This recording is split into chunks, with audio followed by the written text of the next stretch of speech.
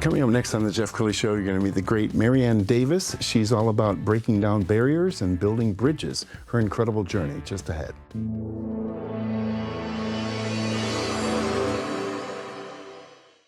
Many are predicting that the worst is yet to come, which is unfortunate, said one person here.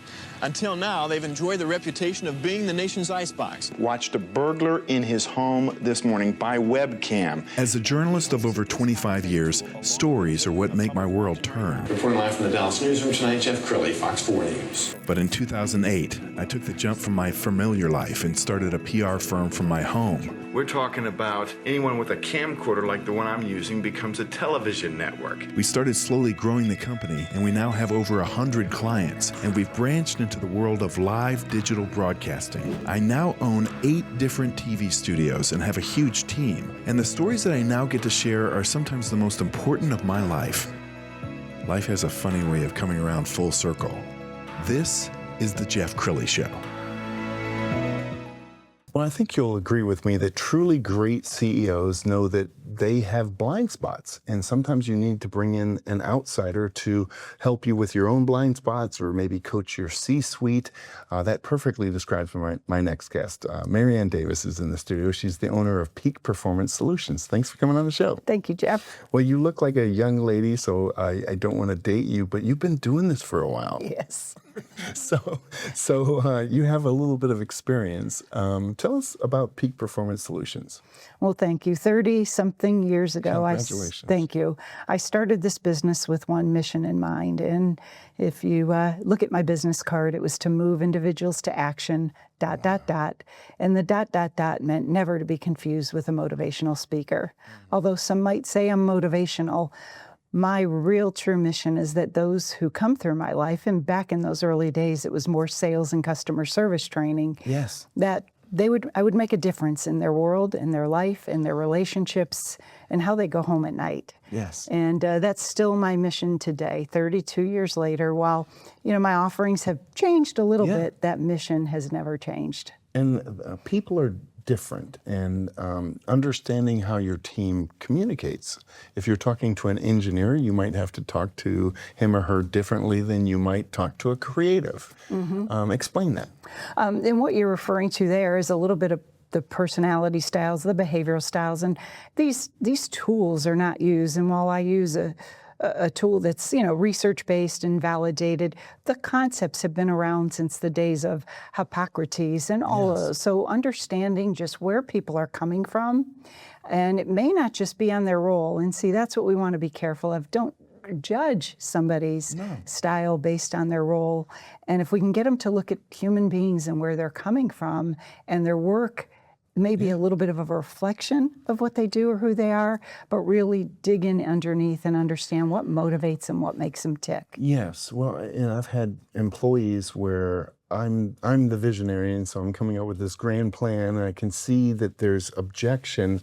They're not objecting to my idea. They're just already going through the operational, like, how do we get this idea to market, and understanding that. It very well could be, yes. And that's really interesting that you're talking about reading body language. And that's something else that we believe in. I always recommend a book. I don't know if you've ever heard of Joe Navarro.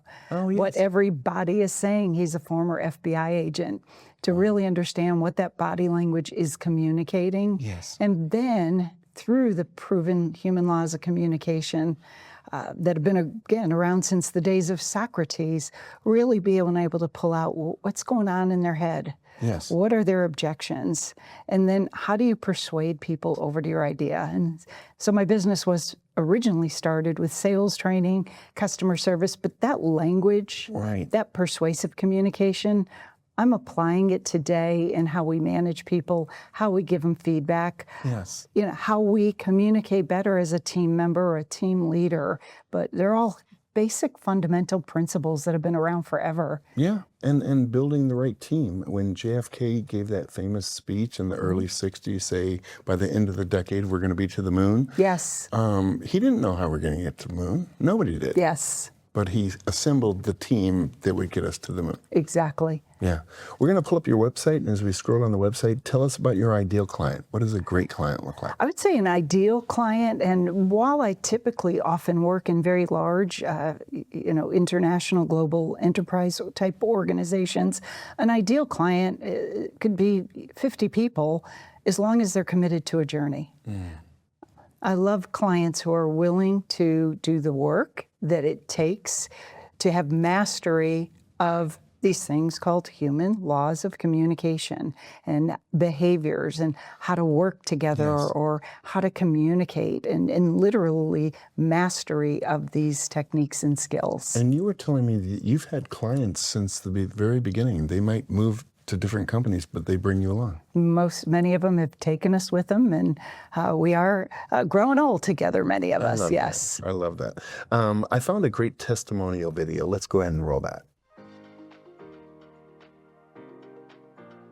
I think what Marianne and Roy do really well is kind of equip anyone with the skills that one might need to be a good facilitator. I have been told that the sessions that I specifically run after sitting in on these live facilitation trainings with Marianne and Roy are super engaging. And I love that positive feedback because it's showing that the material itself is so amazing. Great materials and great resources, lots of research behind it. And for me, that was really important. So it made my job as a DISC facilitator much, much easier. It also gives me the gravitas to say I am a certified DISC practitioner, not just somebody who knows a lot about DISC, but I'm actually certified. Getting someone through a certification so that they can come back to the organization and really deliver the results that are going to make the biggest impact on the organization as a whole. Really interactive, very engaging. It kind of pulled the curtain back for me in terms of why DISC specifically works. And I think they did a really good job of connecting to the business that I support, what the needs are in the business, and then what DISC can do to help kind of solve that. I think any organization or even an individual that is wanting to make the biggest impact on their clients, on their teams, on those that they work with, I can't endorse everything DISC certification enough.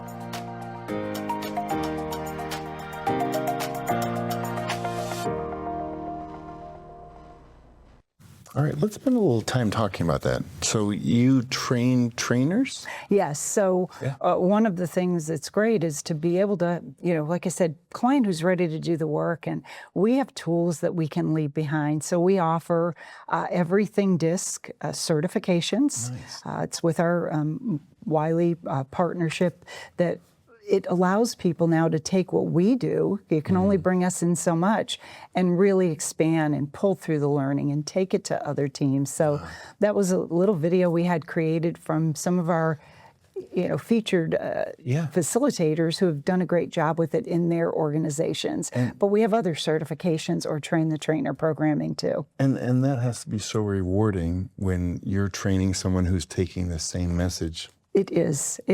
And then, just seeing it come to life. And that also creates, you talked about our customers and clients staying with us over the years.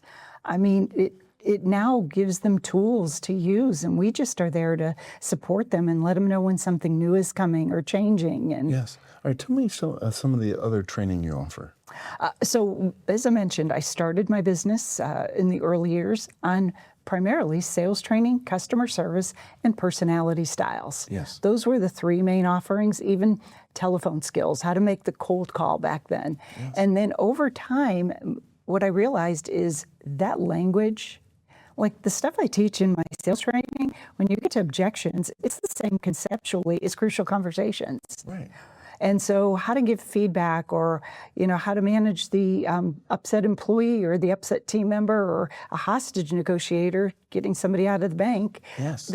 They're all based on human laws of communication. So while I have sales, customer service, management, leadership, we do a lot with Patrick Lencioni's model of the 5 dysfunctions of a team. We have 5 or 6 published case studies of our success with that programming.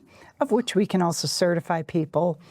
We also do his Working Genius, as well as have a lot of our own homegrown programming on change, 6 steps to coaching and giving feedback. And so we've got a full catalog of things. And your eyes light up when you talk about this. And I can tell that even though you've been doing this for a while, it doesn't get old for you, does it? No. I just get so much energy working with new groups, working with existing groups, just watching it all come together, because we do know we're making a difference in people's lives. We really are. So beautiful. You wrote a best-selling book a few years ago. It's called The Sales Messenger. Let's put that on the screen. Tell us, I know that it talks about 10 lessons. We don't have time for 10. Yes. Give us 1 or 2. Well, thank you. And the reason I did that, a lot of people wanted me to coach them, and I don't do a lot of one-on-one coaching. By the way, we have executive coaches, but as far as the sales, I really put that as a self-study book for sales professionals who were struggling. There is nothing theoretical about what I teach. It is truly based on human laws of communication, transitional statements that take you from one place to another in a conversation. And it's probably more necessary now than when you wrote the book. I find that Gen Z is a different generation. Many of them, not all of them, but we gave them a trophy for showing up. So they're not used to rejection. They're not used to somebody hurting their feelings. So is this a must read for any Gen Z salesperson? I think it's a must read for any salesperson. I didn't know it at the time. When I started my business I came from insurance sales, and we had great training. What I teach is the Socratic method of selling. It is selling is not telling. That's rule number 1. And number 2 is there is no such thing as winging it when it comes to sales. And so what it really is practical language. I taught a feedback class yesterday. The art of being able to keep the ball in the air with thought-provoking questions and really understand where people are coming from by just asking what their experiences are instead of assuming they don't have any. And so there's 5 levels of questioning that we teach in that book. And again, it can be applied, the book is applied to sales, but that language can be applied to any aspect of your life. I always say, if you've got kids, if you're not selling them, somebody else is. And wouldn't you rather have them buy your ideas, your values, than some, pot-smoking kid down the hall? Absolutely. I love that. All right, we have another video, but before we roll it, I want you to set up this video. So what are we about to see? Well, thank you. You had, when we were talking earlier, you asked do I have a favorite case study? Because we have so many successes. And I work with my husband, Roy, a lot. We met about 20-something years ago, been married 16. And we get a call. We are actually on the island of Guam working with a client. And we had a call with a client in San Antonio where the HR person had done some disc, but the team leader was new, was having a lot of trouble with the team. And the more we talked to her and the more we dove in, we were actually a little bit fearful of going to this group in San Antonio. Wow. But we really went in there and we talked to a few people on the team before we went down. We really adjusted our facilitation style, our emphasis in certain areas. And it was by the beginning of day 2, I knew we were going to make some progress. Wow. We went on to work with this group for well over a year and a half, 2 years. Okay. They went from the lowest engagement scores in a global enterprise company to some of the highest. People wanted to work on that team. They could barely get 1 clinical research study out a year. And within a year, they were getting out 4 with the same amount of people. The reason I say that is because this group, while the band has been disbanded, people changed, the company got bought out, they still get together and they have trivia night. Oh my goodness. Yeah, and some of them followed somebody to this company and some followed, but they literally are friends or more like family. And this is a group, we're on Facebook. And so we asked them, can we show your trivia night picture? Because sometimes we'll show this video. And so it really is so rewarding to see we change the way they go home at night. I love it. I just got goosebumps. Let's go ahead and roll the video.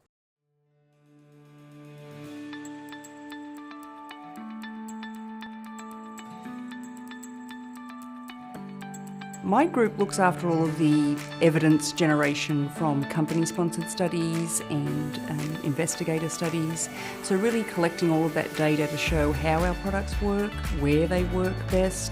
For a long while, I would say clinical didn't have the best reputation internally. We had a lot of unhealthy conflict going on in the group. When I came, it was just one study a year. The team was stagnating. They were not, they knew they had the ability to do more, but they weren't getting there. The lack of trust, the lack of accountability, the lack of results. There was not a lot of communications. I saw groups of people really separated by function, and all of them were very competent within their own function, but they just were not working together as a team. There was a time before where we were told not to talk to cross-functional team members. That created many challenges.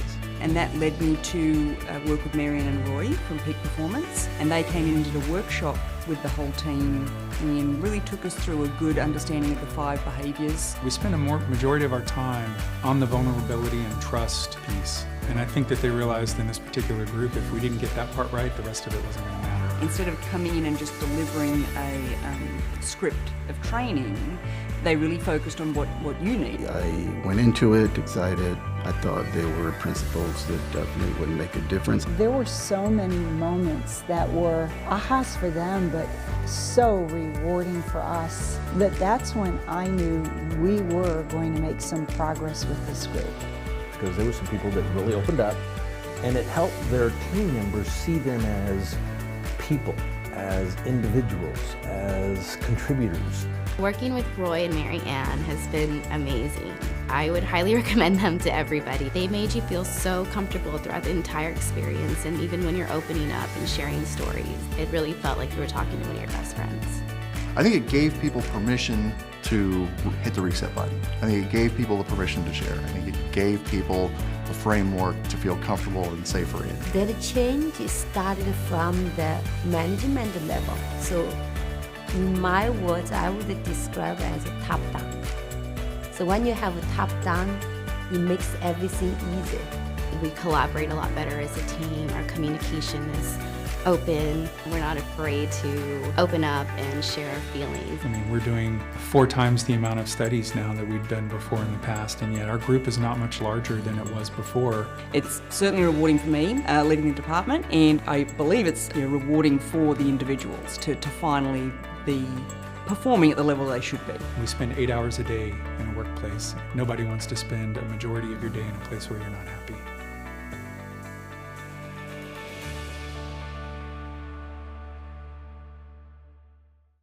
So I'm watching you watch the video. You have such fond memories of all these people. Yes. Yeah. I mean, this is personal for you. So many of my clients, it's that same feeling. It is so rewarding, and there's so much work to do out there. There really is. It's beautiful. Yeah, thank you. Beautiful. All right, we have about 2 minutes left, so look into the camera on the left and talk to that company that might need to bring you in. Well, if you find that your teams maybe just aren't collaborating the way they should, or maybe virtual and hybrid is just a struggle for you, the one thing that we know with all the tools coming in and the AI coaching tools and all these training concepts that come out and books that you can read, the one thing that never changes is making people feel valued. And how do we help them? As Jeff introduced me when we started, how do we help people, whether they're working virtually, hybrid, or in person, how do we really help them break down those barriers and build those bridges? And that's truly what we can help you do. Outstanding. Thank you so much. We're going to leave you with the website, which is Peak Performance Solutions, the great Marianne Davis. Thanks for coming on the show. Thank you. That's it for now. We'll see you next time. Thank you, Jeff.